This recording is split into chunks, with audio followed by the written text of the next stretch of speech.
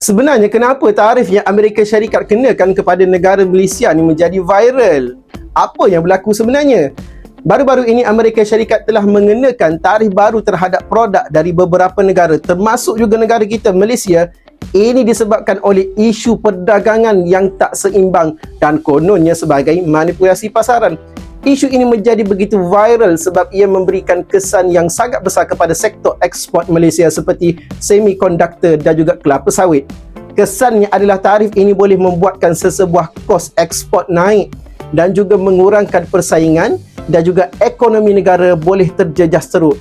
Ringgit mungkin melemah dan juga pelabur menjadi risau pening kepala. Ketika itulah mereka beralih kepada aset fizikal seperti emas. Bila ringgit menjadi lemah, ringgit menjadi jatuh, harga emas auto akan naik. Bila nilai mata dah makin turun, nilai emas pula dah jadi makin berharga. Jangan tunggu harga naik lagi baru nak simpan. Mulakan simpanan sekarang. Jemput like, follow dan share.